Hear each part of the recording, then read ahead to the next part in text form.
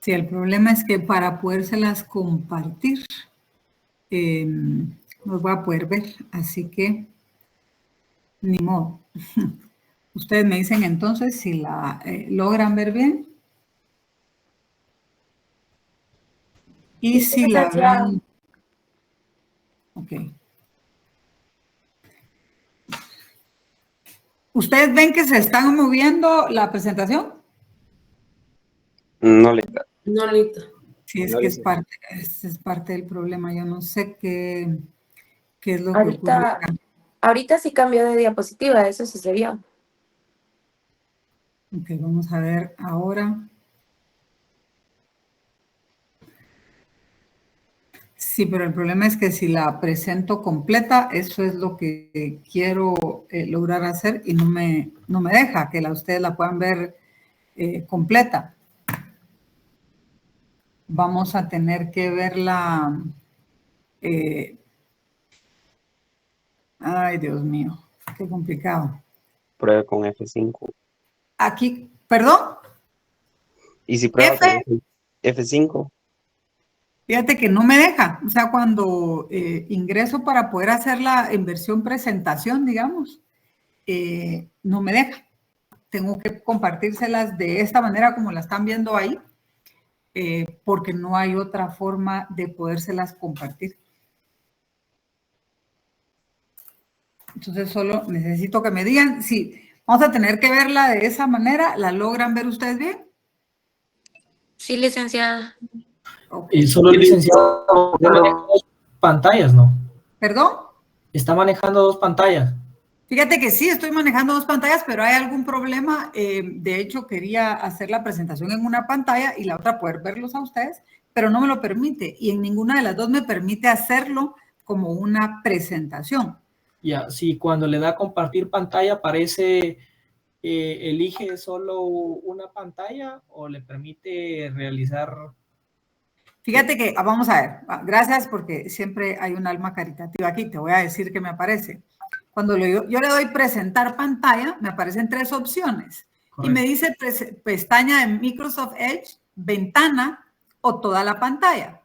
Le doy toda la pantalla, pero no me permite compartirla. Entonces, lo único que me permite es compartir una ventana.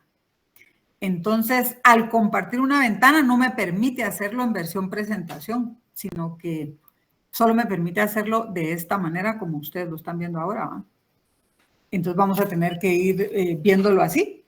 Y lo lamento mucho. ¿Y si pone primero la presentación y después comparte pantalla? Vamos a intentarlo, pues vamos a seguir las instrucciones aquí. Dejar de presentar. Tú me dices que ponga primero la presentación.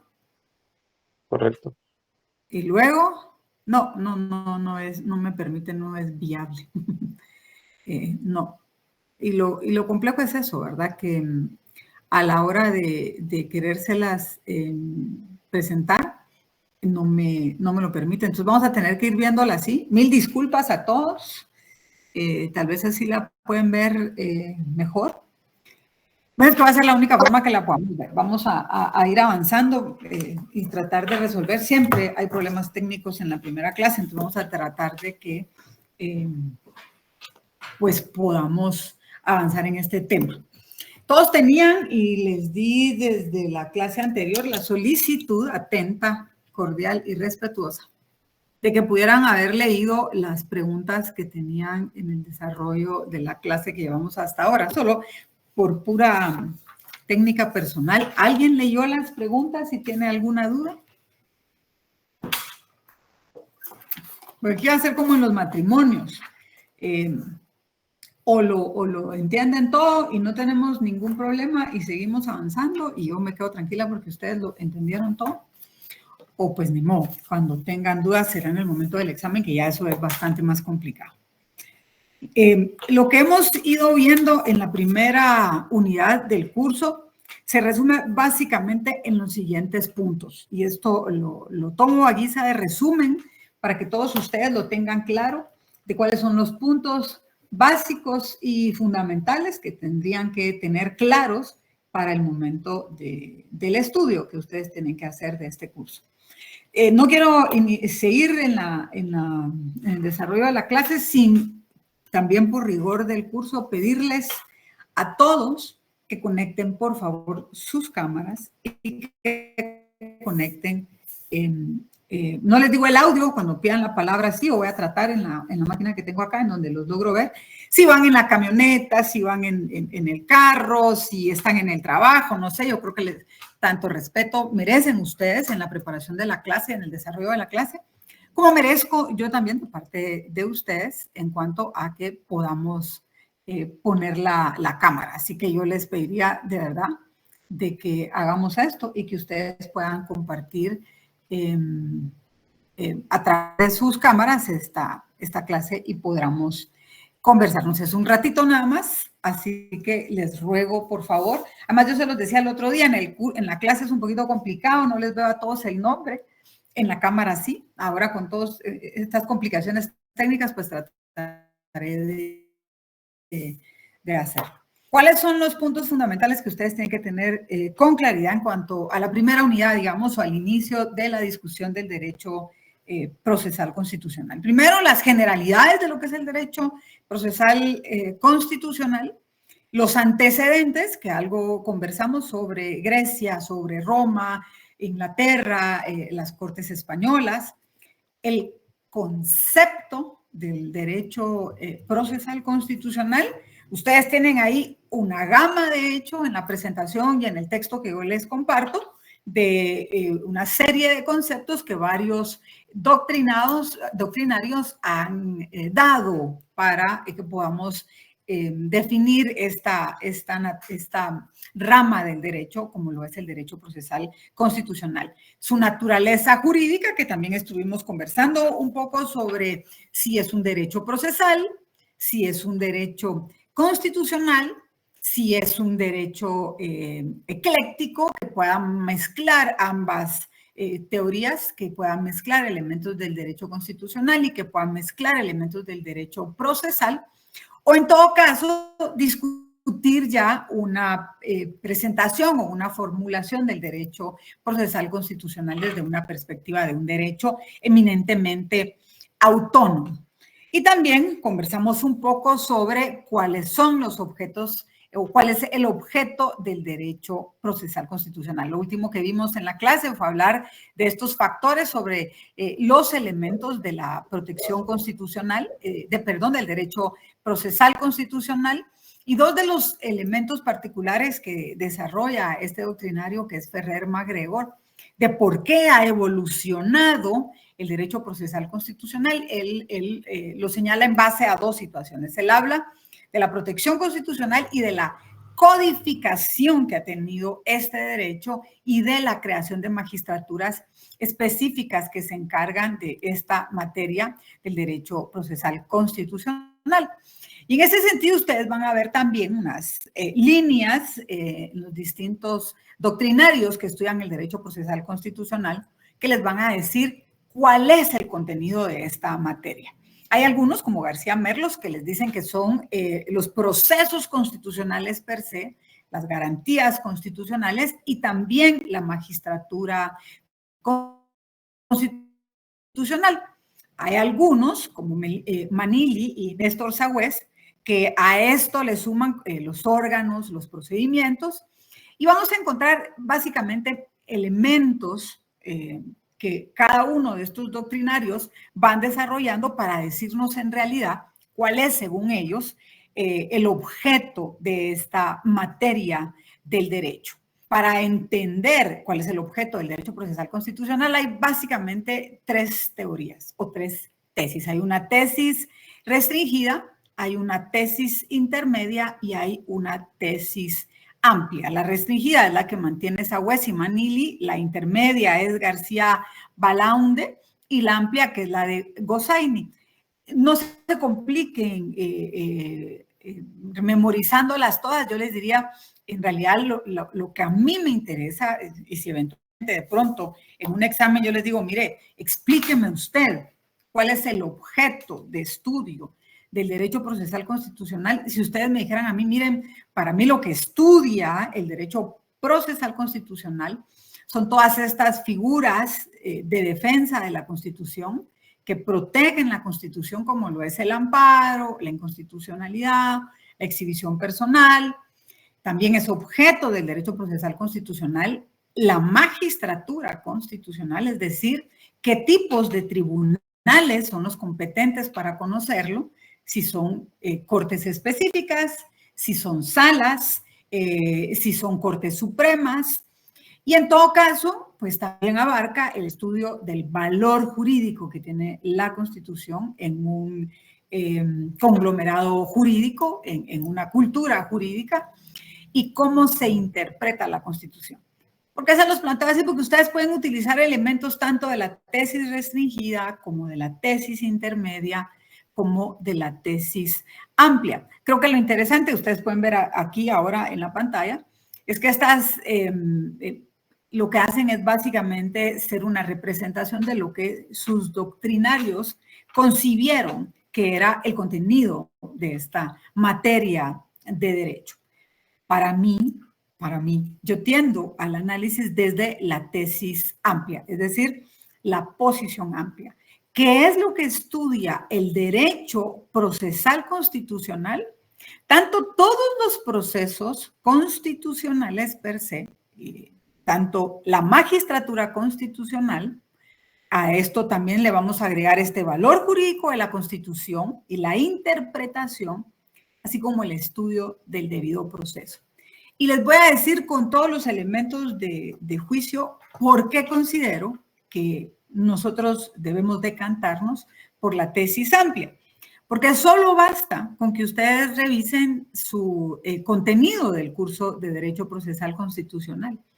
Ahí van a encontrar cómo en el programa la Facultad de Ciencias Jurídicas de la Universidad de San Carlos define todos estos puntos que ustedes están viendo en la pantalla, tanto los de la tesis restringida como los de la tesis intermedia, para concluir en una amplia, como parte del contenido del curso que se llama precisamente lo que estamos estudiando, procesal constitucional. Nosotros vamos a ver aquí el amparo, la exhibición personal, la inconstitucionalidad o control constitucional normativo.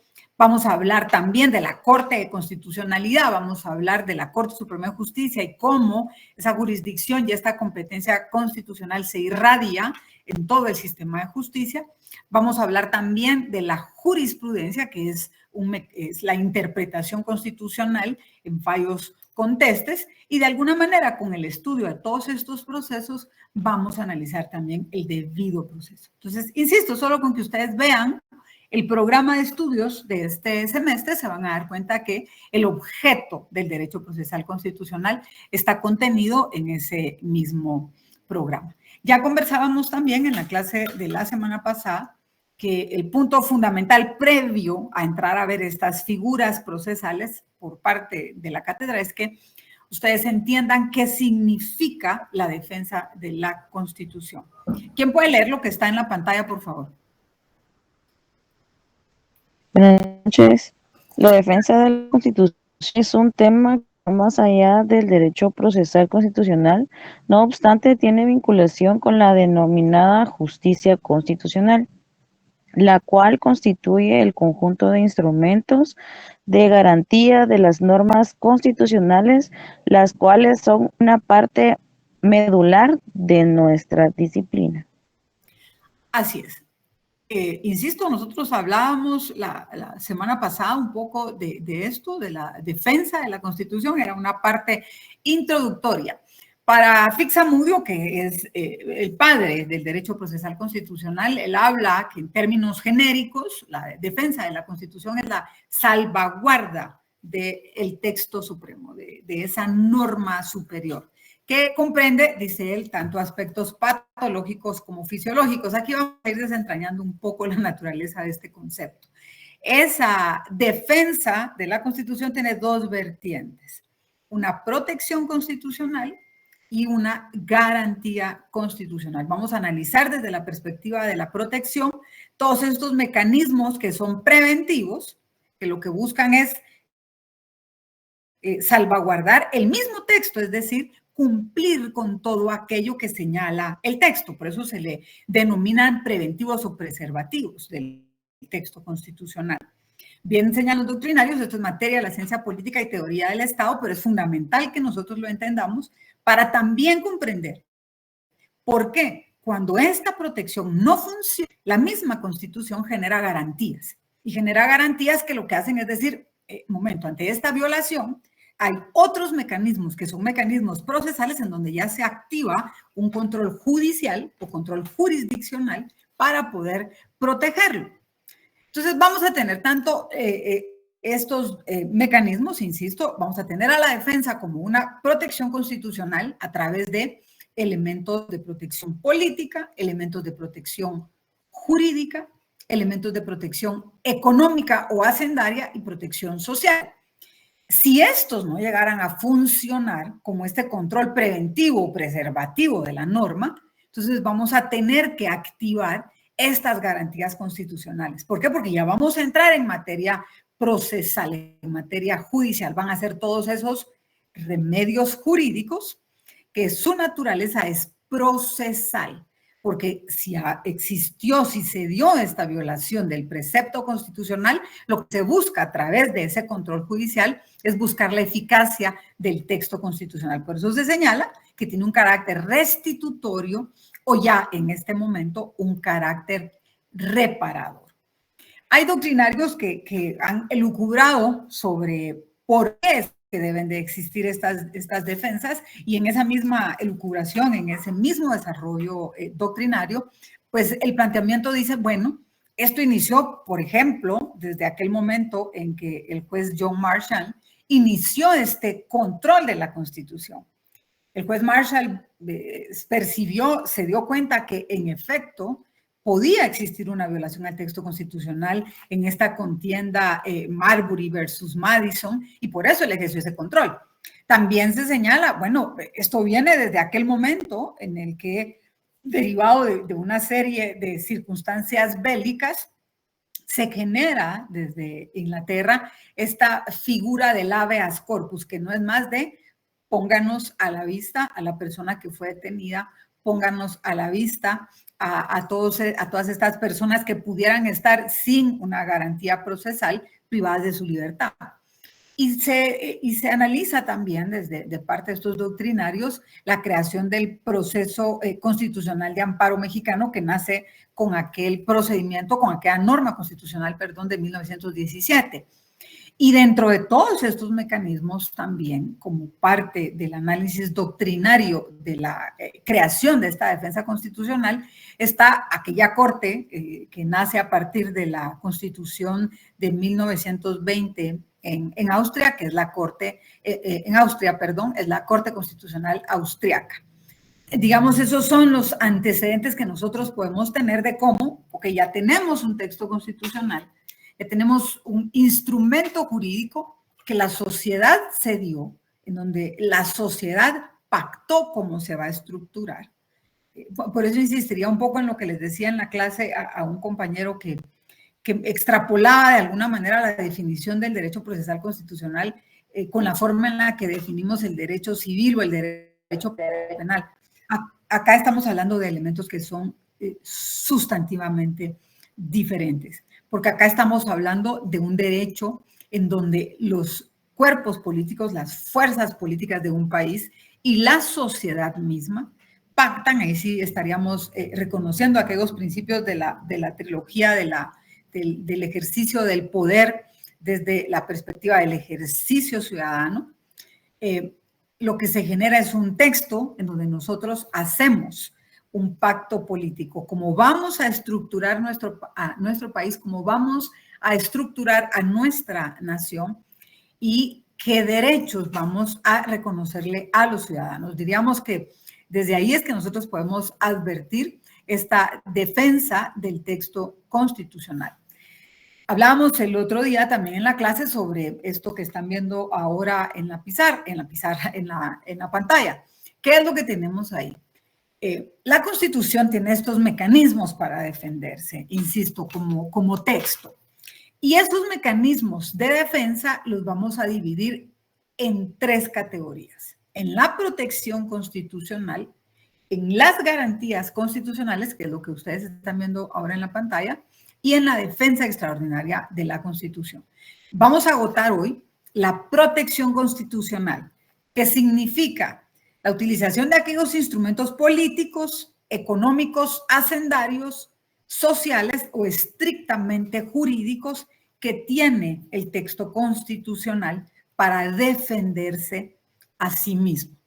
Estos mecanismos, obviamente, como hemos estado hablando en la clase, y ustedes van a ver esto también como un planteamiento doctrinario transversal, viene y se origina desde la discusión que se dio entre Kelsen y Smith sobre quién debería ser el que ejerza la defensa del texto constitucional.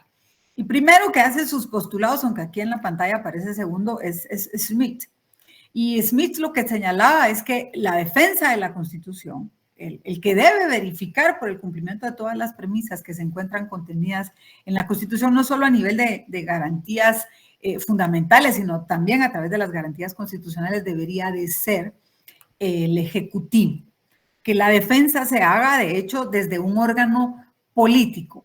Él tenía premisas interesantes, consideraba que ese era, desde esa perspectiva, un poder neutro, pero además también se basaba en algo que yo considero es válido también analizarlo, y es en la dualidad que representa el poder ejecutivo.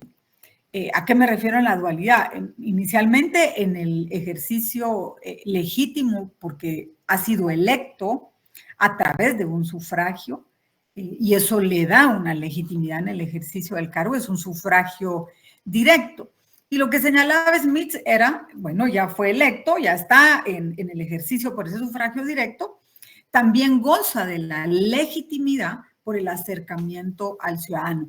Esa es una tesis bien discutible, porque nosotros podemos ir viendo que esta legitimidad va generando cierto desgaste. Nosotros podemos ver presidentes que llegan al ejercicio del poder con mucha fortaleza, obviamente son quienes han ganado, entonces tienen un caudal electoral fuerte, tienen una posición política más fuerte, pero con el transcurso del ejercicio de ese cargo vemos cómo esa legitimidad va mermando. Entonces ahí es donde agarra fuerza la posición de Kelsen. Lo que Kelsen dice es, un momento, no necesariamente puede el Poder Ejecutivo, y en este caso quien representa el Poder Ejecutivo, llevar este tipo de control, porque el mundo político tiene vaivenes en cuanto a su legitimidad social ante el conglomerado, ante la población. Así que debería de ser un órgano especializado que ejerza esa jurisdicción específica. Tiene que ser un tribunal constitucional específico. La discusión es obvia quién la ganó.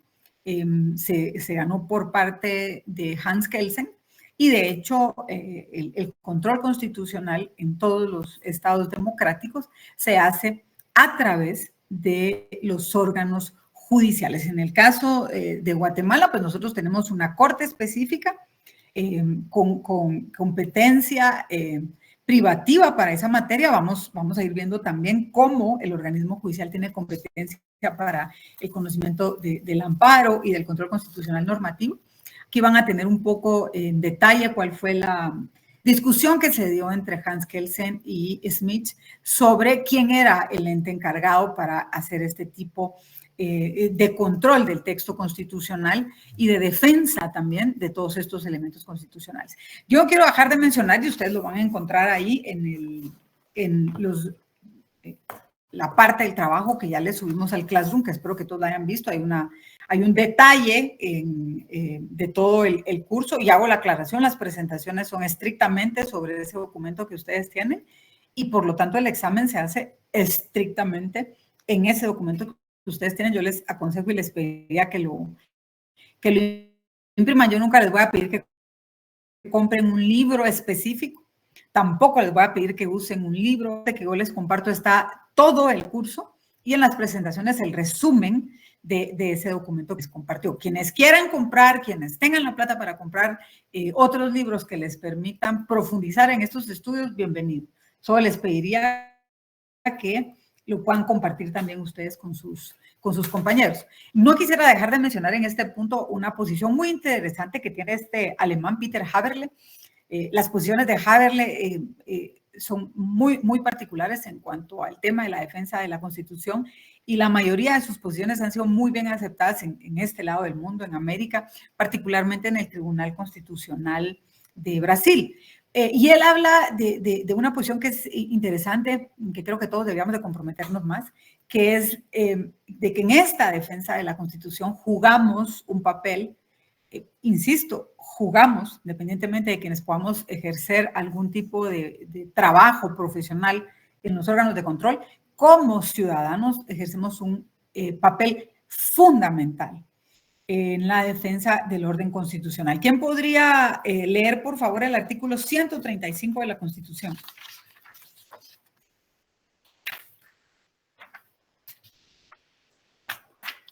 Deberes y derechos cívicos. Son derechos y deberes de los guatemaltecos, además de los consignados en otras normas de la Constitución y leyes de la República, los siguientes. Inciso A. Servir y defender a la patria. Inciso B. Cumplir y velar porque se cumpla la Constitución de la República. Inciso C. Trabajar por el desarrollo cívico, cultural, moral, económico y social de los guatemaltecos. Inciso D. Contribuir a los gastos públicos en la forma prescrita por la ley. E. Obedecer las leyes. F. Guardar el debido respeto a las autoridades. Y G. Prestar servicios militares y sociales de acuerdo con la ley.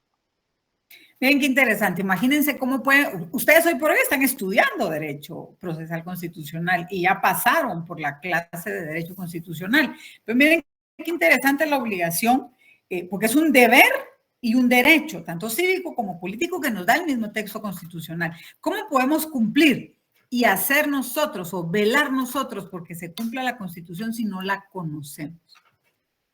Y no dicen los estudiantes de Derecho de la Universidad de San Carlos, ni que llegaron a procesar constitucional, dice los guatemaltecos. Entonces, a mí siempre me ha parecido muy interesante este planteamiento de Peter Haberle en cuanto a la función específica que tienen los tribunales constitucionales, pero agregando definitivamente que en una democracia los que son verdaderos guardianes del texto constitucional son los ciudadanos. Es un punto muy interesante y ustedes van a ir viendo, de hecho, en este desarrollo del curso, cómo la función ciudadana es muy importante en la defensa del texto constitucional, tanto a nivel de la protección constitucional como a nivel de las garantías constitucionales. Ahí van a ver ustedes también en el material cuál es la posición que hace Haberle. Si alguien está interesado, yo les puedo pasar los libros de Haberle, los llevamos con don Dani.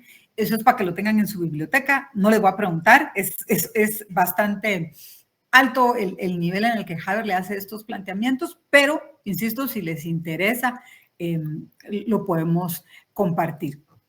Hay un concepto integral de defensa de la Constitución. A nosotros nos lo plantea Fixamudio como que esta defensa de la Constitución está conformada por todos aquellos instrumentos, señala él, jurídicos y procesales que se establecen para conservar la normativa constitucional. Oigan esto, para conservar la normativa constitucional, para poder prevenir su violación, es decir, aquí hay unos elementos que ya definen a la Constitución como tal. Hay otros elementos que a la hora de activarse previenen que se pueda violar la Constitución, pero además también en la eventualidad de que estos se puedan llegar a violentar, reprimir este desconocimiento de cómo se protege este texto constitucional. ¿Cuáles son los objetivos que nosotros buscamos con la defensa constitucional? Pues buscar un desarrollo y la evolución de la misma Constitución, poderla ir adaptando, porque obviamente nosotros, la sociedad de hoy, 2025, no es la misma sociedad de hace 40 años en que nuestra Constitución nació y dio la luz a partir de su promulgación en 1985, inicia su vigencia en 1986, poderla ir adaptando a través de esta interpretación constitucional que hacen los órganos de justicia constitucional y poder de esta manera dándole una aproximación tanto a su forma como a su materia. Nosotros hemos estado ya discutiendo también sobre un tercer elemento en cuanto a la defensa constitucional. Yo les decía, ustedes pueden analizar en las posiciones de los doctrinarios, ellos les van a plantear. Para defender la Constitución vamos a tener todos los instrumentos de protección, que son estos instrumentos políticos, son estos instrumentos jurídicos, son estos instrumentos sociales que desde el texto constitucional están configurados para que se proteja en implosión. Pero si hay algún elemento que es violentado, entonces se van a activar todas las que están contenidas en el título sexto como garantías. Pero también hay un elemento, y vamos a pasar rápido de ese elemento porque lo platicamos el miércoles de la semana pasada, de una defensa extraordinaria. Y esta defensa extraordinaria surge en aquellos momentos en donde en efecto hay crisis sociales, hay crisis políticas, hay crisis sanitarias, hay crisis por efectos climáticos que llevan al Poder Ejecutivo o plantean al Poder Ejecutivo ante la necesidad de poder limitar algunas de las garantías constitucionales que están reconocidas en el texto, perdón, algunos de los derechos fundamentales que están reconocidos en el texto. El dilema acá es cómo salvamos a la Constitución, cómo permitimos que la Constitución mantenga ese imperio y esa posición de norma superior y norma garante de nuestros derechos fundamentales ante situaciones como estas. No es extensa la posición que tenemos en la Constitución, son solamente 2 artículos, el artículo 138 y 139, que nos hablan de esta defensa de la Constitución bajo la denominación de limitación de derechos constitucionales. En la doctrina, esta posición de restricción de derechos desde el texto constitucional ha pasado por varias etapas. La primera, que en realidad no lo visualizaba como una crisis, simple y sencillamente le daba al presidente la posibilidad, al Ejecutivo, de tener poderes extraordinarios. No había una base constitucional que lo desarrollara como tal, diciendo usted puede limitar este derecho.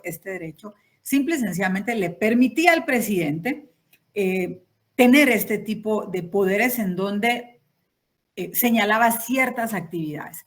Luego hay una segunda etapa en donde ya se crean unas habilitaciones excepcionales, ya se le da una estructura jurídica desde el texto constitucional y fuimos avanzando a una tercera etapa que tiene circunstancias que son particulares. Yo les podría decir esto viene casi desde 1965. ¿Por qué 1965? Porque es ahí cuando nace de hecho la Ley de Orden Público. Entonces nosotros vamos a tener dos normas en donde estas limitaciones constitucionales, esta garantía, estos mecanismos de defensa extraordinarios de la Constitución ya tienen normas específicas que nos van a señalar en qué casos y qué tipo de derechos tiene la potestad constitucional el Ejecutivo de limitar. Y es en 1965 que la Asamblea Nacional Constituyente, de hecho, es una de las normas de rango constitucional que tenemos en el país. ¿Quién me puede mencionar cuáles son las normas de rango constitucional que tenemos en Guatemala? Ley de orden público, ley de amparo, exhibición personal y de constitucionalidad, ley de emisión de pensamiento y perfecto. Ley de partidos políticos. ¿Perdón? Ley electoral y de partidos políticos. Así es. Yo les quisiera pedir que ustedes ya tienen como un obsequio de parte de la Corte de Constitucionalidad su ley de amparo, exhibición personal y de constitucionalidad, y tienen su constitución, obviamente. Pero yo les rogaría que si pueden, yo siempre utilizo, le digo el mecanismo del clip, porque con un clip cargo siempre las 4 normas de rango constitucional. La Ley de Orden Público, la Ley de Emisión del Pensamiento y la Ley Electoral y de Partidos Políticos. Voy a compartirles esta, porque el Tribunal Supremo Electoral la tiene en formato digital y es sumamente interesante porque tiene además los reglamentos de la ley, que estos los emite el Tribunal Supremo Electoral. ¿Vamos a ver materia electoral en este curso? No se preocupen, pero cárguenlas siempre juntas. La Ley de Emisión del Pensamiento, ojo, se llama Ley de Emisión de Pensamiento, por favor, porque hay alumnos que ponen Ley de Libre Emisión del Pensamiento. Es Ley de emisión del pensamiento. La ley de amparo se llama Ley de Amparo, Exhibición Personal y de Constitucionalidad. Y estas dos normas, la Ley de Emisión de Pensamiento y la Ley de Orden Público, datan, de hecho, desde la Constituyente en 1965. Y la Ley Electoral y de Partidos Políticos, así como la Ley de Amparo actuales, datan de la Constituyente de 1985. De hecho, si ustedes revisan la Ley Electoral y de Partidos Políticos, es el acuerdo, es el decreto número 1-85 de la Asamblea Nacional Constituyente. Es decir, ellos emiten la Constitución en 1985 junto con la Ley Electoral y de Partidos Políticos, y la misma Asamblea Nacional Constituyente emite el decreto 1-86, que es la Ley de Amparo, Exhibición Personal y de Constitucionalidad. Este no es un consejo para el curso, de verdad, tomen nota, es un consejo para que a lo que ustedes sigan en su carrera, traten de mantenerlas siempre juntas, y más si tienen constituciones con observaciones doctrinarias o con observaciones jurisprudenciales de la Corte Constitucional. Ya, el mismo consejo les doy y en este curso sí lo vamos a necesitar, con las normas o las 3 leyes de los 3 organismos. La ley del organismo judicial, la ley del organismo ejecutivo y la ley del organismo legislativo. Ténganlas también cerca, es importante que podamos ir revisando y que las puedan tener cerca de su constitución y más para el desarrollo de este curso. Insisto en el tema de la justificación sobre los estados de excepción. La verdad es que se ha habido un debate muy fuerte, no solo a nivel de los constitucionalistas.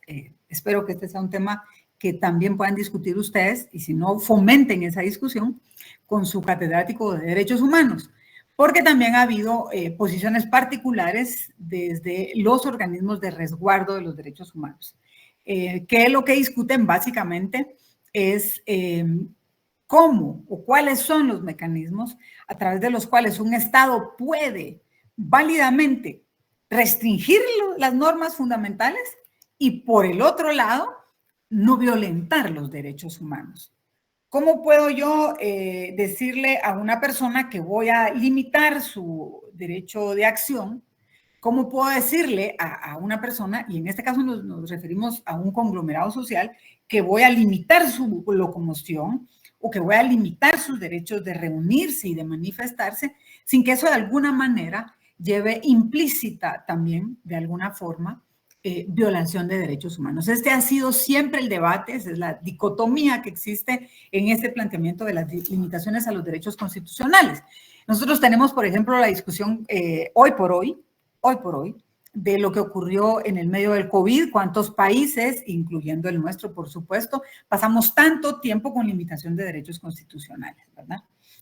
No ir al trabajo, no poder salir a determinadas horas, y una serie de restricciones que se dieron y que fueron posibles realizar básicamente por este tipo de normas. ¿A qué me refiero? Al artículo 138 y 139 de la Constitución y a la Ley de Orden Público.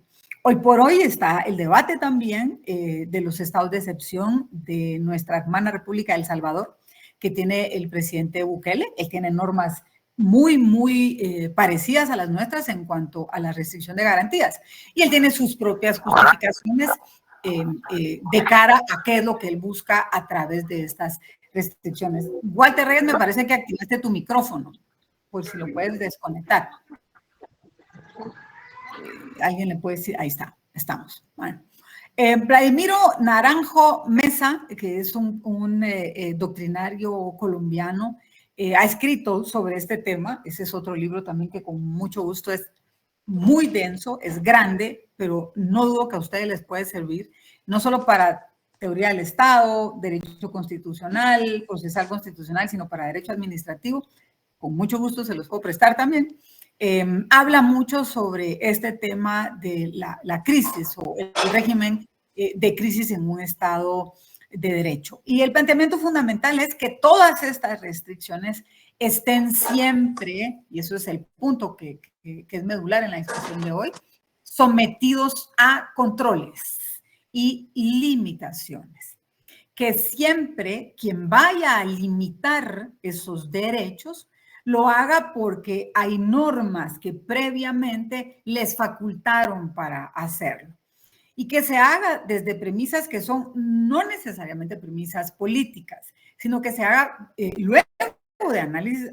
Van a haber obviamente circunstancias, como les decía, naturales, pueden haber pandemias como lo que nos ocurrió, o pueden haber circunstancias eminentemente políticas, pero que el estudio sobre el planteamiento de estas limitaciones sea eminentemente jurídico. ¿Cómo nos resguardamos nosotros de esto en nuestro país? Pues fundamentalmente en el procedimiento que ustedes ven contemplado en el 138 y 139. Quien emite el decreto, y que así se llama, decreto para el establecimiento de un estado de excepción, es en efecto el organismo ejecutivo. Y solamente puede limitar los derechos constitucionales que están expresados en el artículo 138, que son el 5, libertad de acción, el 6, detención legal, el 9, que es el interrogatorio, el 26, que es la libertad de locomoción, el 33, que es la reunión y manifestación, el 38, que se refiere a tenencia y portación de armas, y el 116, que se refiere a la regulación de huelga de los trabajadores. Aquí el planteamiento es que el presidente hace un análisis de cuál es la circunstancia que está ocurriendo en el país que le obliga a limitar estos derechos constitucionales, se reúne en Consejo de Ministros y en Consejo de Ministros él determina, en efecto, suspender estos derechos.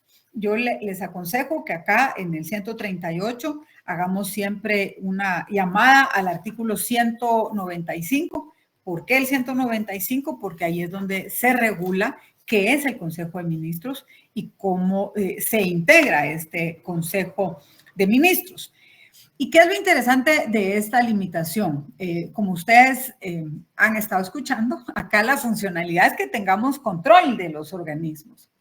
El Ejecutivo emite este decreto, pero para que esto tenga validez jurídica, debe ser aprobado por el Congreso de la República. Entonces vemos esta suerte de controles entre entes del Estado.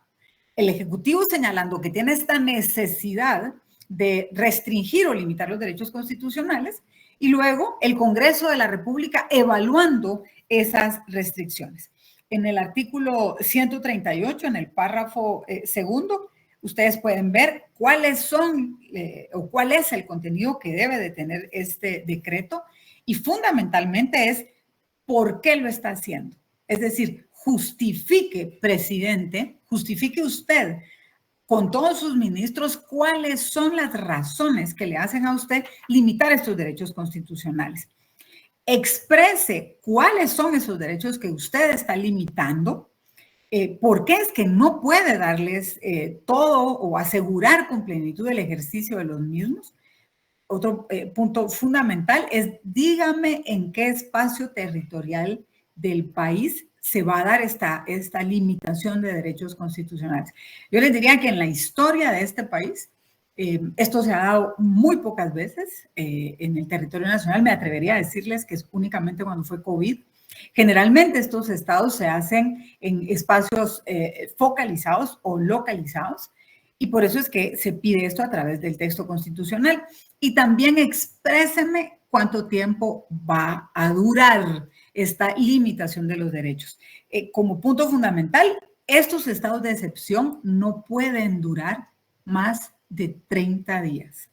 Y si usted necesita que dure más de 30 días, entonces tiene que venir y presentarlo nuevamente al Congreso de la República. Y es interesante porque el Congreso de la República puede en todo caso decirle al presidente, no, resulta ser que ya analizamos su solicitud, señores del Ejecutivo, y nosotros no aprobamos este decreto que establece un estado de excepción. Entonces ahí podemos ver cómo la norma constitucional se defiende a ella misma.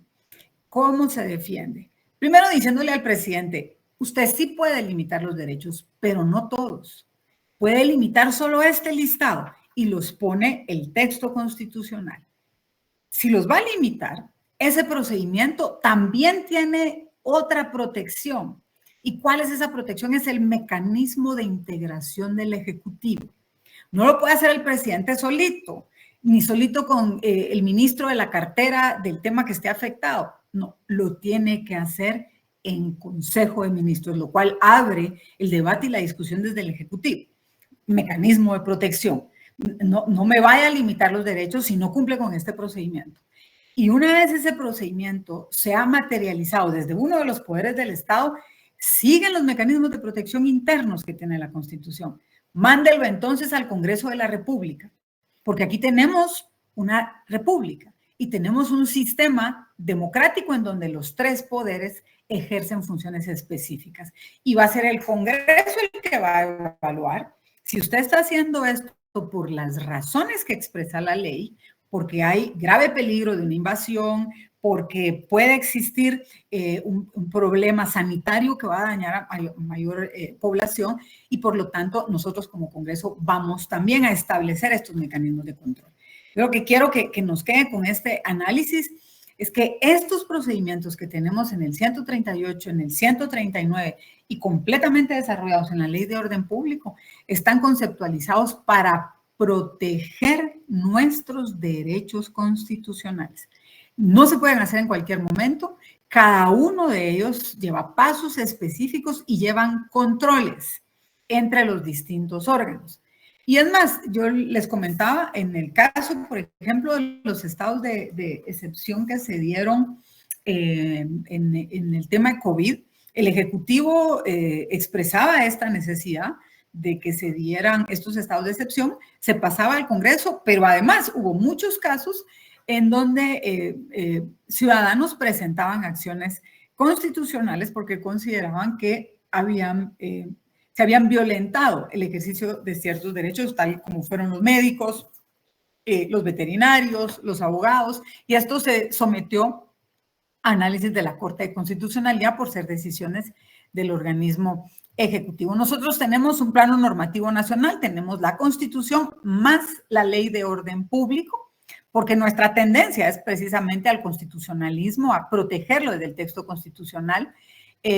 Ahí se señala cómo es que se tiene que actuar en estos momentos excepcionales y tenemos también normas de derechos humanos. En el sistema regional hay una serie de controles de la Comisión y de la Corte Interamericana a través de sus mecanismos de control. ¿Hay críticas acá? Sí, porque la Ley de Orden Público data, como les decía recién, desde la Constitución de 1965 y de pronto no le miramos coherencia con el articulado de la Constitución actual. El punto acá es que es una norma de rango constitucional que para su modificación, como todos ustedes saben, se requieren de mecanismos específicos para su revisión y poder incorporar, que es parte de la crítica, a esta norma de carácter constitucional, ciertas disposiciones que ya han avanzado en el derecho internacional de derechos humanos. La fundamentación más criticada o que más especulación ha generado es cómo en estos estados de excepción no se violenten los derechos humanos. Por eso, como les decía recién, el punto particular acá es poder darle un tono más actual a la Ley de Orden Público y que ésta pueda representar ya en su articulado no solo todo el desarrollo de la Constitución de 1985, está más acorde a ese texto constitucional, sino también a estas posiciones que hemos podido ver desde los organismos de control de los derechos humanos. Lo que ustedes ven ahí, por ejemplo, en el ejemplo práctico que se plantea, que está en la pantalla, en los casos de la detención legal, en nuestra norma constitucional contenido en el artículo 6º, el hecho de que esa norma vaya a estar suspendida en un estado de excepción no es óbice de que no se pueda, por ejemplo, requerir una exhibición personal. Eso es absolutamente viable en un estado de excepción. Y tampoco significa de que por estar restringido ese derecho fundamental haya una posibilidad de que las personas detenidas vayan a sufrir algún tipo de tortura o un trato degradante. O sea, todo esto tiene limitaciones y esa es la finalidad de poder darle actualidad a la ley de orden público. Es interesante analizar todas estas posiciones. Lo que ustedes están viendo ahora en pantalla es el resumen de lo que ustedes deberían de tener con meridiana claridad de esta unidad, entender cuál es la autonomía científica del derecho procesal constitucional, cuál es su naturaleza procesal dominante, cuál es el objeto del derecho constitucional, sus órganos, sus procesos, cómo esto ha tenido una expansión en América Latina y también poder entender cómo la importancia que adquiere ahora el derecho procesal constitucional como una defensa efectiva de la Constitución, la protección de los derechos, el control del poder público y la consolidación democrática en el país. Yo les decía en la última clase también la preocupación de que cada día hay menos formadores, hay menos investigadores y hay menos doctrinarios en materias tan importantes como el derecho constitucional, el procesal constitucional e incluso teoría del Estado. Vamos a iniciar, con esto terminamos, de hecho, la unidad 1, que es el preámbulo para poder irnos involucrando en estas dos posiciones del curso del derecho procesal constitucional, como lo es la protección constitucional y todos estos instrumentos políticos, económicos, hacendarios y sociales que están contenidos en el texto constitucional. ¿Quién puede leer lo que está en este momento en pantalla, por favor? Muy buenas noches. La protección constitucional. Creo que perdió audio la compañera. ¿Quién estaba leyendo? Dele, compañera, adelante. Es que estábamos leyendo dos al mismo tiempo, licenciada. Me encanta. Eso quiere decir que están pendientes. Gracias, con permiso. La protección constitucional constituye una de las categorías que conforman los medios de defensa de la Constitución, justamente con las garantías constitucionales y la defensa extraordinaria de la Constitución. Los medios de defensa de la Constitución son todos aquellos instrumentos jurídicos cuyo fin se encuentra encaminado a proteger el orden constitucional, salvaguarda de la norma suprema que comprende tanto los aspectos patológicos como fisiológicos de la defensa de la ley fundamental. Insisto, cuando nosotros hablamos de la protección constitucional, vamos a entenderla como una de las categorías de la defensa de la Constitución. Y cuando nosotros analizamos la defensa de la Constitución, Fixamudio también nos hace un planteamiento y dice, miren, vamos a verlo desde un punto de vista conservador y lo vamos a ver desde un punto de vista dinámico. Yo siempre, cuando pienso en esta conceptualización que hace Fixamudio, pienso que cuando él se refiere a lo conservador, se refiere a todas aquellas funciones o acciones que están dentro de los órganos públicos, dentro de aquellos órganos que tienen este poder público. ¿Y qué es lo que se busca en este sentido conservador? Que lo que deberían de hacer estos órganos que ejercen el poder público es conservar esta norma constitucional. Es tratar de que con sus acciones no se dé una violación del texto constitucional. Ellos deben prevenir con esas acciones esta violación. Y hay otro aspecto que es dinámico. Cuando, como decía recién, si el poder público no logra con su función conservar la norma, prevenir esta violación, entonces activamos las protecciones. Y esto es lo que ya es más dinámico. Y hace que con esta interpretación que se hace desde los aparatos judiciales, vayamos adaptando el texto constitucional a estas necesidades de su protección. Yo sé que verlo así desde esta perspectiva ahorita puede resultar un poco confuso, pero a ver, pero ¿cómo es que se puede hacer esto? Si nosotros pensamos, por ejemplo, en un aspecto conservador de la norma y analizamos cómo se organiza el poder público en Guatemala, yo les diría, vayámonos ubicando por ahí por el artículo 157, por ejemplo. Vamos a plantear un ejemplo del texto constitucional. Nosotros tenemos en el 157 al Congreso de la República, es decir, al organismo legislativo, e inicia toda la definición a partir del artículo 157 de lo que es el Congreso. Y ahí nos señala, bueno, los guatemaltecos a través del sufragio universal escogemos a nuestros representantes legislativos. Decidimos quiénes van a ser los encargados de hacer normas, porque acuérdense, el poder lo tiene el pueblo, el poder tiene la soberanía, y a través del sufragio la delega en sus representantes, que son los funcionarios públicos. No nos olvidemos, los dos puntos en los que oscila nuestra norma constitucional. Nos da nuestros derechos como ciudadanos y le limita el ejercicio, le limita al poder público para que no transgreda esos derechos, no se salga de ese marco regulatorio.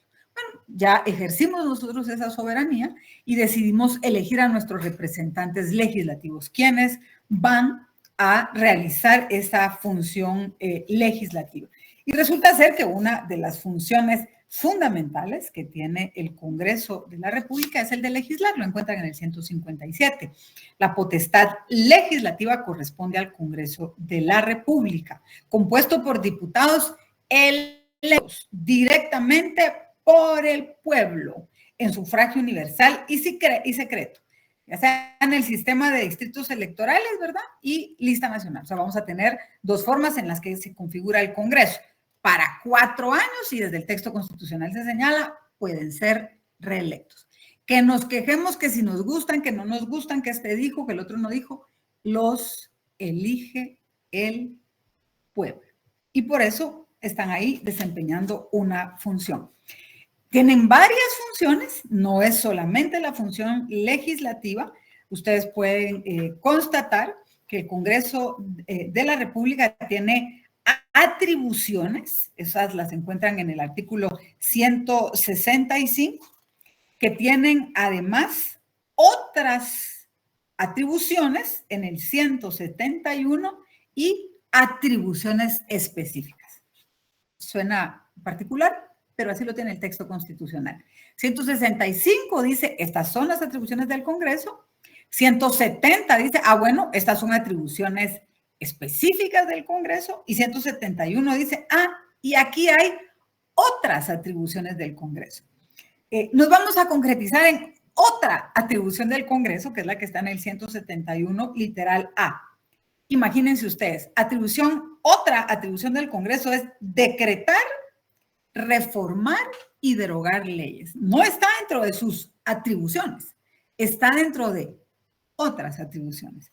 Porque en sus atribuciones directas está abrir y cerrar el periodo de sesiones, recibir el juramento del presidente y del vicepresidente, aceptar incluso sus renuncias si eventualmente lo hicieran, darles posesión, conocer para efectos con anticipación si hay una sucesión del presidente y del vicepresidente, eso se da generalmente cuando salen de viaje, elegir funcionarios. El Congreso elige, por ejemplo, al Contralor General de Cuentas, elige a los magistrados del Tribunal Supremo Electoral, elige, por ejemplo, si no estoy mal, al director del Instituto de la Defensa Pública. Hay una serie de cargos que el Congreso elige y eso está definido en la Constitución.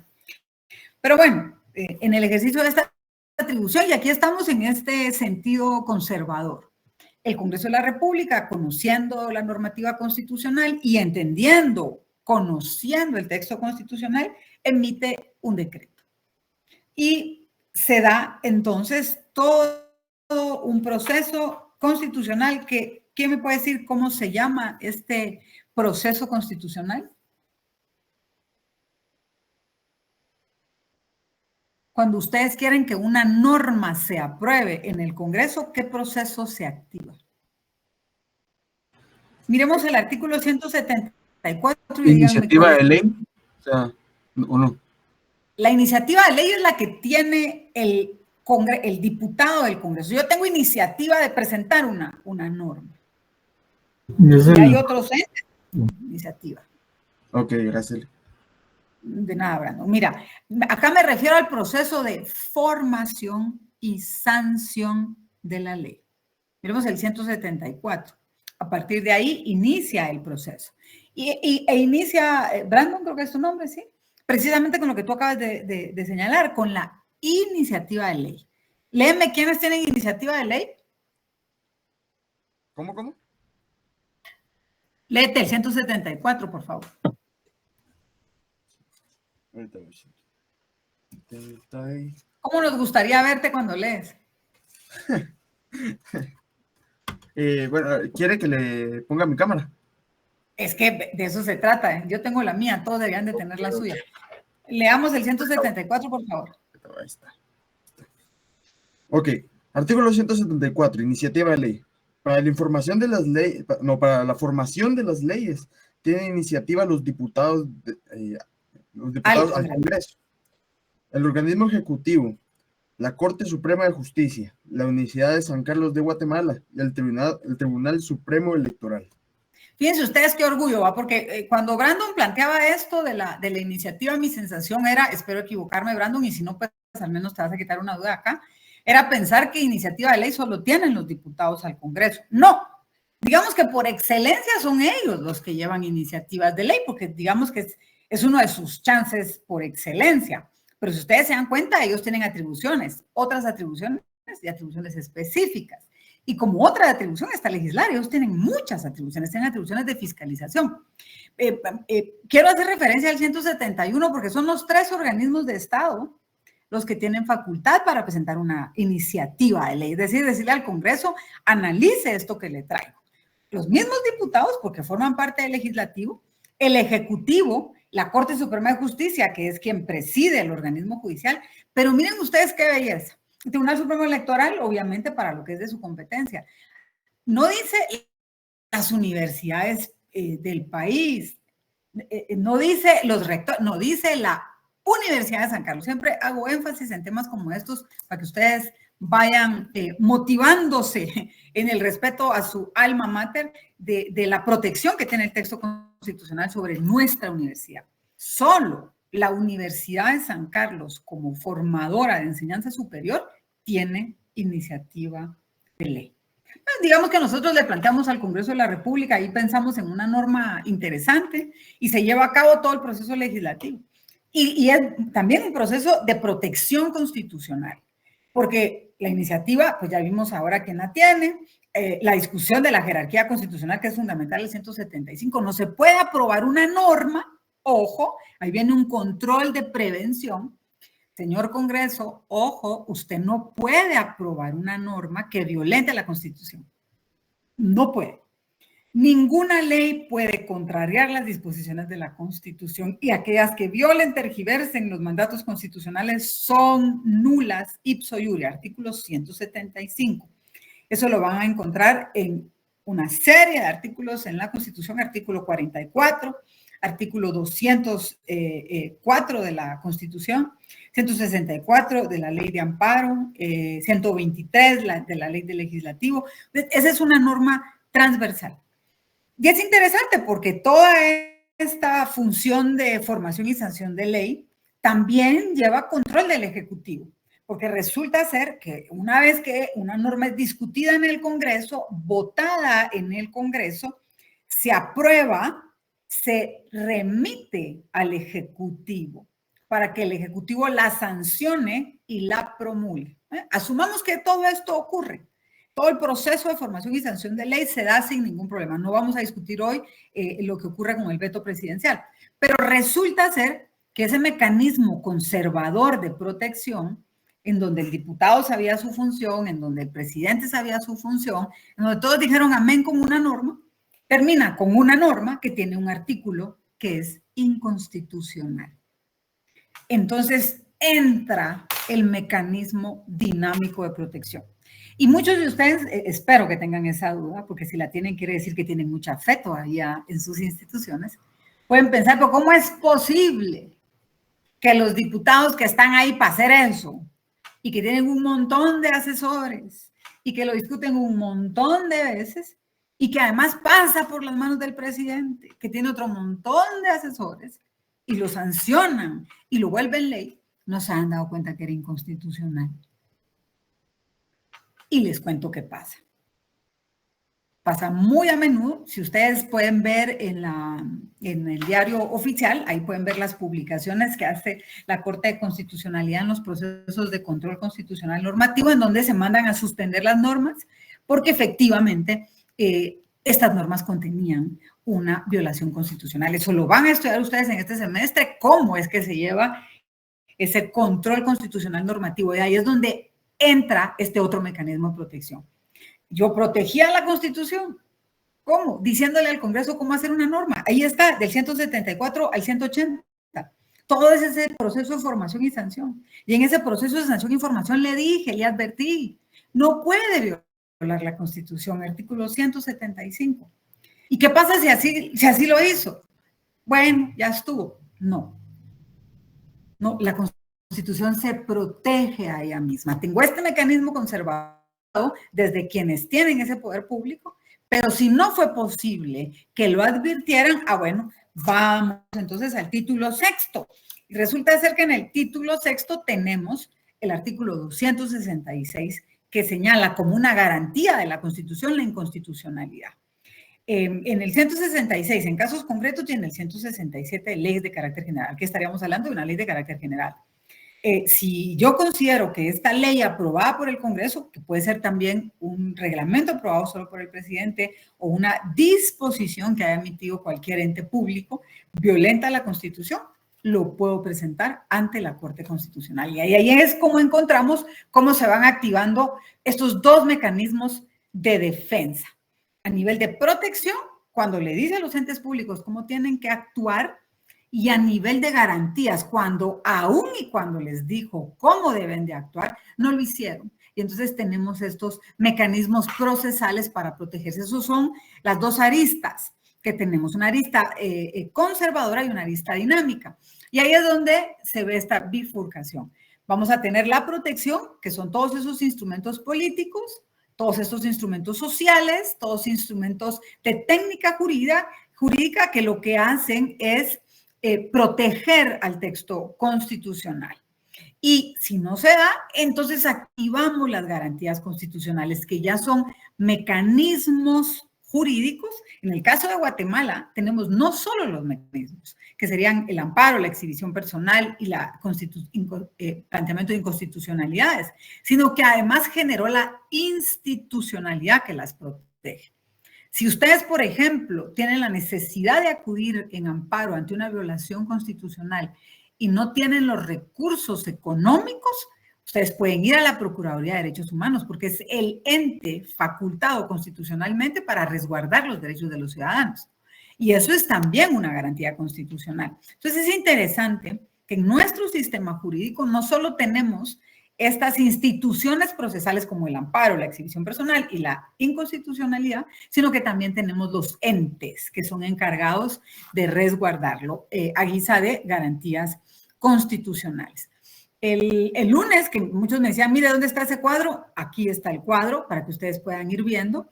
La defensa de la Constitución se divide en estas tres categorías: la protección constitucional, las garantías constitucionales y la defensa extraordinaria, que es lo que acabamos de conversar, la vimos muy por encimita, que son los estados de excepción. Hoy, esta temática, la que vamos a tratar de agotar lo máximo posible, va a ser la protección constitucional. ¿Por qué iniciamos con la protección? Porque el núcleo del curso de Derecho Procesal Constitucional no es la protección constitucional, son las garantías. Es conocer el amparo, es conocer la inconstitucionalidad y la exhibición personal y el Tribunal Constitucional. Pero para poder entender por qué las activamos, es importante que entendamos estos mecanismos de protección constitucional, que como ven en la pantalla son políticos, son económicos, son sociales y son estrictamente jurídicos. Insisto, hoy nos vamos a centrar en estos 4 que ustedes ven aquí, que son los mecanismos de protección constitucional. Estos básicamente lo que buscan es canalizar la norma constitucional. ¿Y qué es lo que se hizo en todo este proceso? Fue incorporar todos estos instrumentos de protección al mismo texto constitucional. Lo que nosotros vamos a ir analizando de estos instrumentos es que están adentro de la Constitución. No son normas aisladas, no son teorías de la conspiración que les está dando su catedrática. Esto está dentro del texto constitucional y son esos elementos que permiten proteger a este texto. Pero lo que para mí es fundamental que entendamos es este punto tercero que está ahora en pantalla, cuando se señala por qué es que estos instrumentos existen. Porque estos instrumentos están orientados a limitar el poder y hacer que aquellos que ostentan el poder se sometan a esos lineamientos constitucionales. Siempre plantéense ustedes cuando analicen la Constitución en que aquí están sus derechos. Esos derechos son inviolables y son exigibles por parte de ustedes hacia el poder público. Y lo que les dice este texto a ustedes es, si este poder se extralimita, si este poder deja de garantizar sus derechos, usted tiene mecanismos para defenderse. Lo que yo estoy generando en el texto constitucional son sus límites. Usted no puede actuar más allá de esto. Y si lo hace, porque recuerde, son los derechos de los ciudadanos. ¿Y quiénes son los ciudadanos? Son los que votaron por usted. Son los que lo pusieron en el lugar donde usted está. Y son, bajo la teoría republicana, los depositarios de esa soberanía. Lo que ellos hacen es que como ellos la tienen, se la delegan a usted. Entonces es bien importante que entendamos antes de entrar a las garantías constitucionales cómo se activan, es por qué se activan, dónde se da esa vulneración a estos límites del poder. ¿Qué es lo que busca la protección constitucional como una categoría de la defensa constitucional? Prevenir las violaciones constitucionales. Como están establecidas en la Constitución, la premisa es que el funcionario público, este depositario del poder público, las entiende y debería de entender en ese proceso del ejercicio de su función que no puede contrariar los derechos de los ciudadanos. ¿Cuáles son los mecanismos que utiliza estas protecciones constitucionales? Inicialmente lo que les decía recién, limitar el ejercicio del poder público, establecer controles en contra de esta concentración del poder público y prevenir el abuso del poder. Nosotros tendemos como buenos abogados siempre a pensar en que estas funciones o esta extralimitación se da siempre en el ámbito judicial. Yo quisiera hoy sacarlos un poquito de ese análisis para entender que esto no se da únicamente en un ejercicio judicial. Yo no sé si todos ustedes, todos los que están conectados hoy, que miro que hay 180 y pico, residen, por ejemplo, en la ciudad de Guatemala. ¿Todos residen en la capital? ¿Alguien de ustedes es de algún municipio? Yo de Zacatepeques, específicamente en Zumpango. Imagínate que tu alcalde allá en Zumpango dijera, miren muchachos, hay demasiada violencia y demasiada delincuencia en Zumpango. Entonces, a partir de las 6 de la tarde, ya no entra nadie a Zumpango. Yo voy a poner cordones con mi policía municipal y los buses extraurbanos o los buses que puedan mover a la gente en esta jurisdicción se quedan en la entrada porque ya no vamos a permitir que entre gente. ¿Tú qué crees? ¿Eso lo puede hacer un alcalde?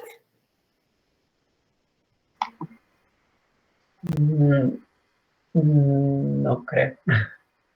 Dime lo que tú piensas. Yo se los dije en la clase. Yo estoy aquí para enseñarles, pero necesito saber hasta dónde lo entienden ustedes y cuál es su lógica en circunstancias como estas. A ver, Andrés. Buenas noches, Linda. Para mi punto de vista, no, porque es inconstitucional. Estaría violentando el derecho a la libre locomoción, y estaría ahí sí que violentando estaría haciendo varias inconstitucionalidades. Me gusta, ya estamos hablando un poquito más técnico. Ahí habrían varios puntos que hay que empezar a analizar. Primero, no olvidemos que la Constitución garantiza la organización municipal, reconoce de hecho a la organización municipal un poder local y le da autonomía al municipio. Miren el artículo 253, por favor. Ahora voy contigo, Zuleima. El artículo 253 dice: los municipios de la República son instituciones autónomas. ¿Y qué le corresponde? Elegir a sus autoridades, obtener sus recursos y atender los servicios públicos locales, el ordenamiento territorial y el cumplimiento de sus fines propios. Pero nunca señala que puedan limitarte este derecho a la locomoción. A ver, Zuleika, creo que fue la que pidió la palabra, dime. Sí, licenciada, de acuerdo al artículo 138, en el párrafo 2 dice que es el presidente el que puede limitar los derechos constitucionales, entonces el alcalde no puede hacer esto, considero. Y miren, pues hasta ahí creo que todos estamos de acuerdo, ¿va? El alcalde no debería, el punto es que lo hizo. ¿Qué harían ustedes?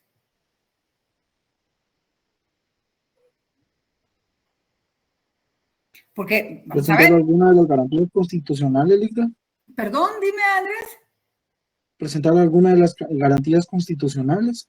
Ya vamos destrabándonos, ¿Vas a pedir exhibición personal? No. Preso no estás. ¿Vas a plantear una inconstitucionalidad? Posiblemente. Esa es interesante. Presentar un amparo. No, licenciada, tendría que ser un amparo. No te cierres. Puede ser una inconstitucionalidad. Puede ser una inconstitucionalidad porque él está violentando los derechos constitucionales. Yo les decía el otro día que esa línea entre la discusión de si es un amparo o una inconstitucionalidad es bastante delgadita y depende de algunos elementos. Yo me quedaría ahorita, porque eso lo vamos a ver ya cuando veamos estas figuras, con que ya vamos destrabando un poquito el pensamiento. Aquí no estamos hablando de que si primera instancia, segunda instancia, si llegó a la Suprema, no estamos hablando del poder público. Estamos hablando de que hay un funcionario municipal que está limitando nuestros derechos. Y él no tiene esa potestad. Entonces, la norma constitucional lo que le limita a él es ese exceso de poder. Pero como ella se sentó y dice, no, yo aquí no los dejo entrar a esta hora, el punto es que nosotros tengamos esos mecanismos para poder protegernos de esas ilegalidades. Hay instituciones públicas donde dicen, no, fíjese que nosotros solo recibimos solicitudes en la mañana y en la tarde ya no. En la tarde nos quedamos estudiando las solicitudes.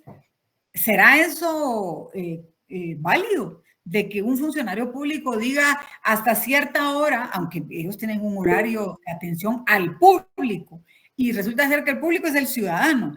¿Puede una institución del Estado limitar el acceso de un ciudadano a una entidad pública? Eso es lo que necesito que usted, insisto, perdonen que use de pronto esta palabra, que nosotros nos vayamos destrabando en el estudio del texto constitucional. Dime, Brandon. Mire, licenciada, o sea, yo le hago, digamos, a la hora de que yo te pase, ¿va? Y que, pues, yo presente mis garantías constitucionales, digamos, se presentarían a la Corte de Constitucionalidad. Depende. Porque si es en contra de un alcalde, te estás adelantando, pero te voy a responder porque estás haciendo la pregunta. Pero depende. La ley de amparo, exhibición personal y de constitucionalidad te define en los artículos 11, 12, 13 y 14 las competencias. Y para conocer sobre amparos en contra de un alcalde, la competencia las tienen las salas de las Cortes de Apelaciones. Si es una inconstitucionalidad, pues por eso te digo, te estoy contestando nada más para que tomes nota, porque ahorita te va a sonar a física cuántica. Si es una inconstitucionalidad de una disposición municipal, solo lo puede conocer la CC, porque ese control solo lo hace la CC. Pero si lo que vas a presentar un amparo, la ley de amparo, en estos artículos 11, 12, 13, 14, lo que te regula es la competencia. ¿Quién es el competente? El proceso es exactísimamente el mismo, es un amparo. Pero si es un alcalde que son, vamos a analizar eso porque la norma, la ley de amparo lo que hace es como que ponerte en niveles a los funcionarios públicos.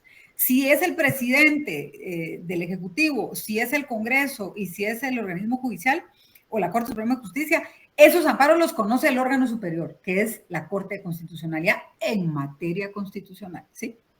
En materia constitucional.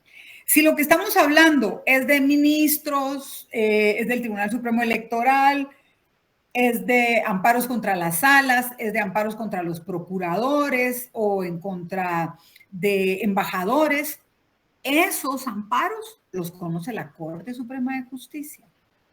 Si son amparos en contra de viceministros, en contra de alcaldes, en contra del Contralor General de Cuentas y todo, eso los conocen las salas de la Corte de Apelaciones. Y si son amparos contra funcionarios menores todavía, eso los conocen los juzgados de primera instancia. Entonces, eso lo vamos a analizar. En este caso, dependiendo de cómo vamos a plantearnos esta acción de esta municipalidad de Zumpango, de aquí, porque no queremos que a nuestro compañero después de la clase presencial no lo dejen entrar a su pueblo, entonces vamos a analizar si lo vamos a plantear a través de un amparo o si lo vamos a presentar a través de una inconstitucionalidad. Eso requiere de un análisis. Lo que sí vamos a tener claridad es que va a ser ante una sala de la Corte de Apelaciones y lo que tenemos que determinar es la jurisdicción, pero nos estamos adelantando, eso lo vamos a ver cuando entremos ya de lleno a entender cómo se presenta un amparo. Entonces, ¿qué es lo que nosotros obtenemos a través de estas protecciones constitucionales? Es prevenirnos de las violaciones al orden constitucional. Esa violación se puede dar dentro de un juicio, perfecto, es como que lo primero que nuestra mente empieza a procesar. Pero esa violación, ese es mi punto cuando planteamos este ejemplo del alcalde, pero esa violación también se da desde el poder público. Claro. ¿Ya? En este caso vimos la violación que puede hacer un alcalde, la violación que pueden hacer en un centro de salud, si dicen, por ejemplo, no, miren, es que aquí no atendemos a gente de tal comunidad, porque no son muy problemáticos. Eso es una violación al derecho a la salud.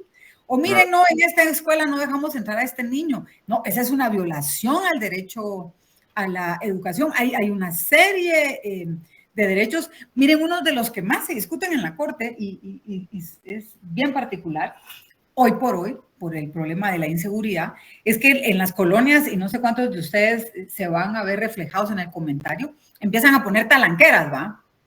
En todas las colonias, ya sean para entrar a la colonia o para entrar a sus calles.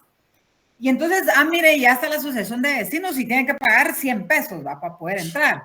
O 200 porque aquí la asociación puso la talanquera. Si donde ustedes viven no está constituido como un régimen de condominio y ustedes viven en una calle libre, soberana, independiente que está a cargo de la municipalidad, nadie les puede exigir a ustedes pagar porque alguien les levante una talanquera. Esa es una violación a su derecho a la locomoción. Y ahí viene la discusión, bueno, ¿a quién es entonces ante quién voy a reclamar yo el ejercicio de ese derecho? ¿Quién lo está violentando? Que es parte de lo que vamos a analizar en el amparo. ¿Quién es el legitimado a presentarlo? ¿Y quién es el que está violentando el derecho? Pero eso lo vemos como garantía constitucional. Hoy por hoy lo que estamos analizando es la protección constitucional. Y esa protección se divide en instrumentos políticos, en instrumentos económicos, en instrumentos sociales y en instrumentos jurídicos. Estos, a su vez, ustedes pueden ir desgranando, como dicen por ahí, la mazorquita, e ir viendo cómo pueden ir saliendo más. Nosotros vamos a ver los más elementales que podríamos analizar, porque lo fundamental para nosotros es ver las garantías. En estos controles políticos, nosotros podemos ver por excelencia la división del poder. Es decir, el tener un organismo que legisla, no legisla el presidente, legisla el Congreso. Si el presidente legisla a través de un reglamento, ese reglamento no puede variar lo que dice la ley del Congreso. Ese es un límite al ejercicio del poder. El que vela por el cumplimiento de las necesidades ciudadanas a través de la ejecución de la obra pública, entiéndase esa infraestructura, educación, salud, seguridad, etcétera, etcétera, es el Ejecutivo, no es el Congreso. El Congreso podrá verificar a través de las interpelaciones, las citaciones, las reuniones de trabajo, el trabajo del Ejecutivo, ese es otro mecanismo de protección, pero no lo ejecuta. Y tampoco puede el Congreso ni el Ejecutivo llamar al judicial y decirle a quién condenar o a quién no. ¿Y cómo resolver en un juicio? Porque ese es otro poder del Estado. Y cada uno de ellos ejerce su función de manera independiente. Y ese es un mecanismo de protección constitucional. El tener esos tres poderes estrictamente definidos. Esta división de poderes, ya entrando a las categorías, vamos a tratar de ver por lo menos dos de estas para avanzar y poder terminar esta semana estas dos unidades.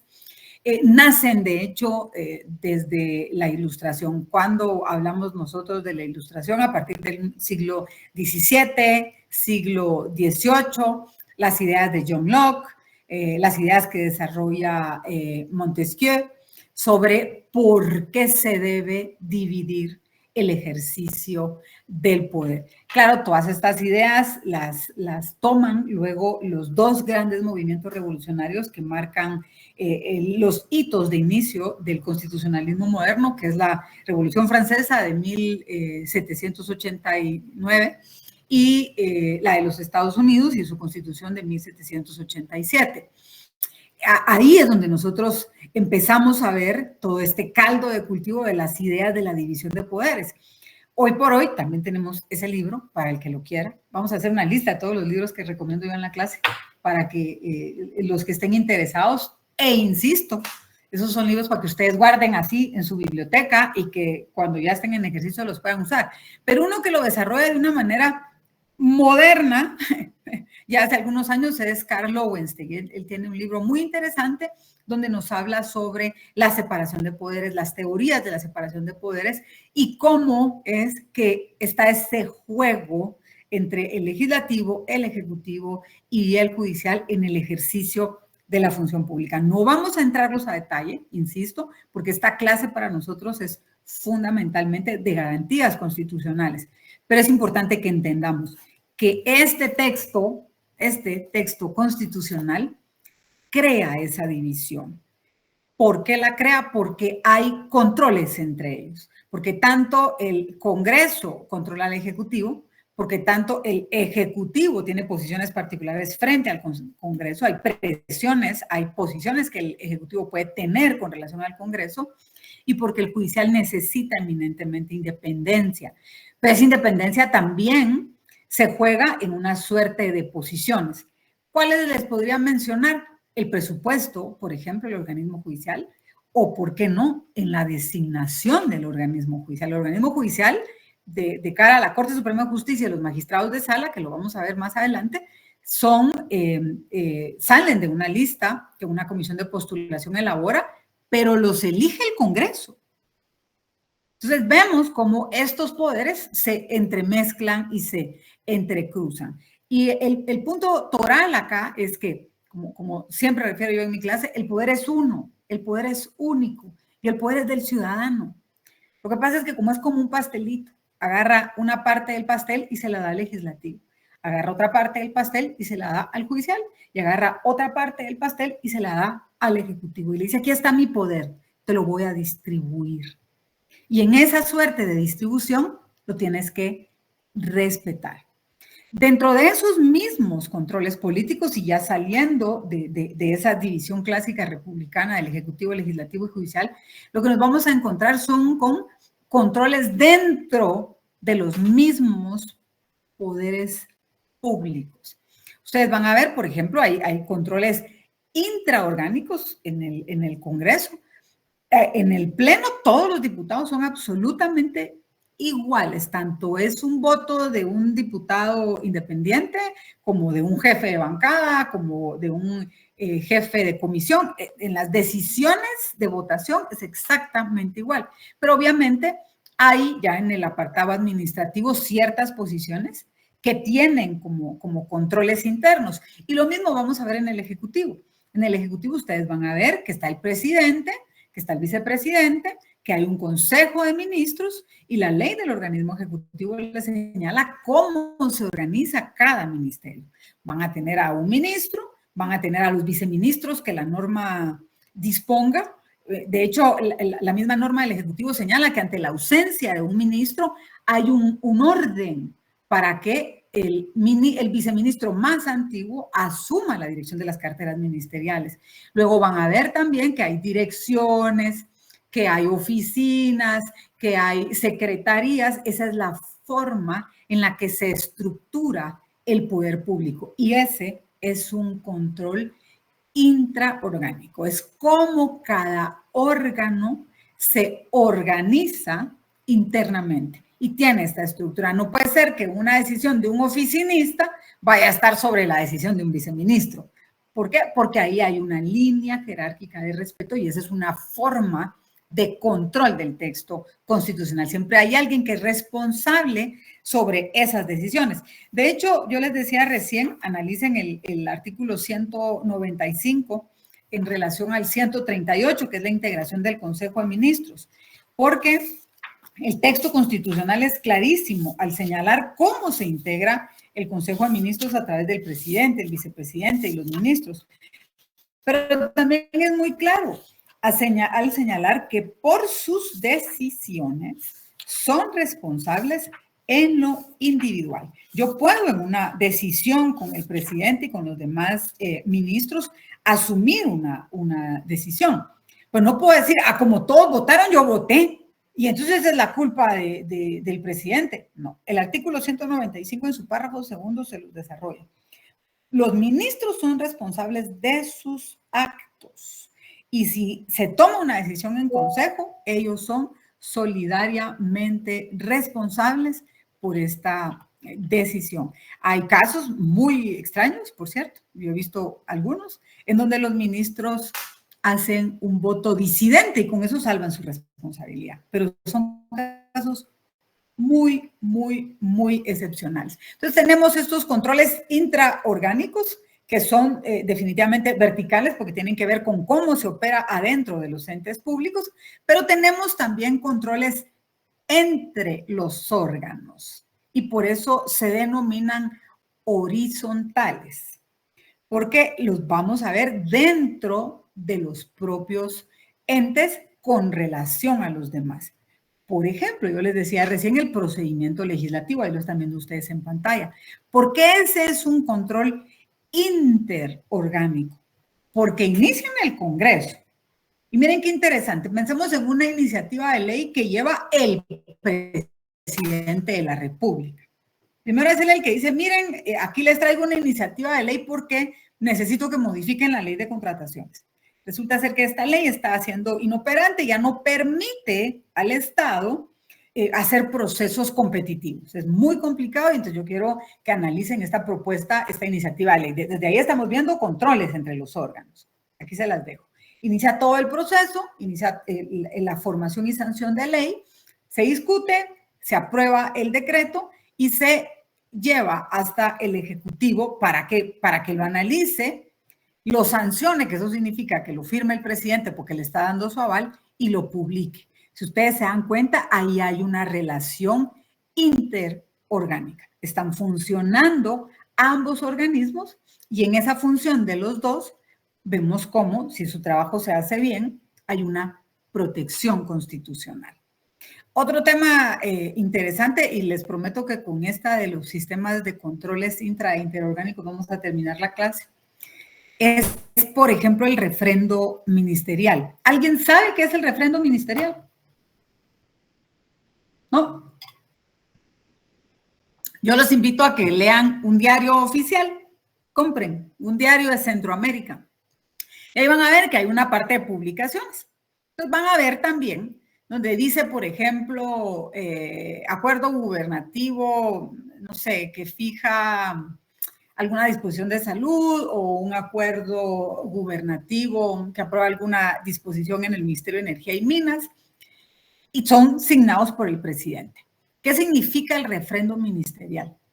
Ustedes jamás, y con eso soy tajante, jamás van a ver la firma presidencial si no va refrendada por un ministro. El presidente nunca firma solo. Siempre, porque obviamente el trabajo del organismo ejecutivo se distribuye en sus 14 ministerios y en sus 7 secretarías. Y si el presidente actúa ejerciendo esta función de llevarle a la ciudadanía los satisfactores, no lo puede hacer únicamente, lo hace a través de sus ministros. Entonces, un mecanismo de control del resguardo constitucional es ese refrendo ministerial, porque ¿cuál es la garantía que le da la Constitución al ciudadano? Que hay un control en esa rectoría de ese sector. Si esto lo está firmando el presidente porque emana del Ministerio de Educación, emana del Ministerio de Salud, hay una serie de profesionales, hay una serie de funcionarios que entienden el trabajo que están haciendo y eso nos da una garantía de la función pública. Entiéndase también el sarcasmo o la ironía que pueda tener, porque muchas veces eso no ocurre. Y ahí es donde entran nuevamente a activarse las garantías. Otro control interorgánico muy interesante es el veto presidencial.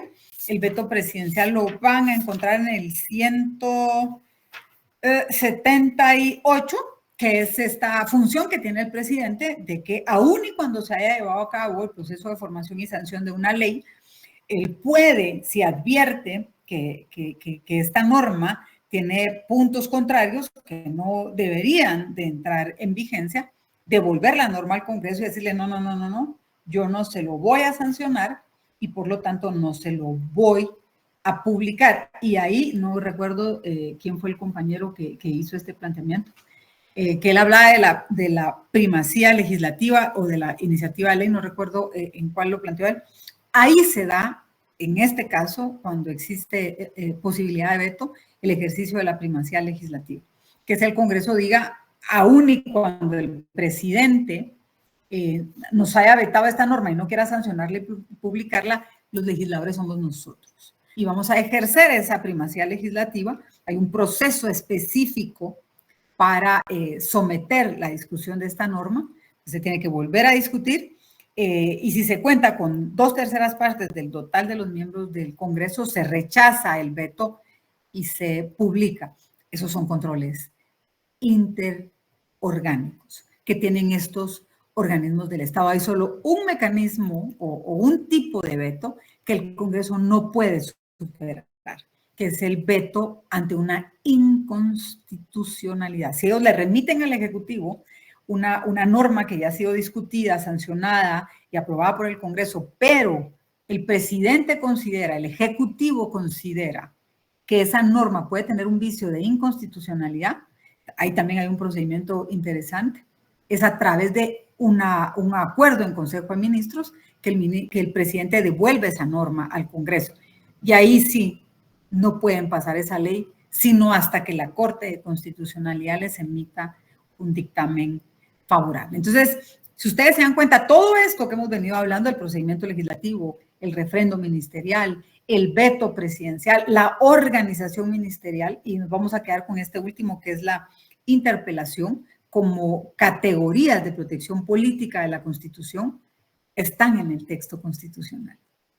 Y están pensados bajo esa lógica de exigirle al poder público limitarse y respetar los derechos ciudadanos. Yo les quiero volver a pedir para cerrar esta clase que por favor lean las preguntas que tienen al final de la unidad 1 y si logran leer un poquito más del material, podemos empezar la próxima clase con consultas de ustedes, se van a ganar si no leen, que empecemos con preguntas de mi lado hacia ustedes.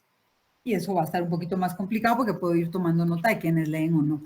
No vamos a lograr avanzar, de verdad, y no van a lograr avanzar nunca en su vida académica si ustedes solo reciben. Esto debería de ser un proceso bidireccional en donde ustedes lean y puedan cuestionar. Así podemos avanzar. Así que les deseo buenas noches y nos vemos el miércoles. Noches, licenciada. Feliz noche, licenciada.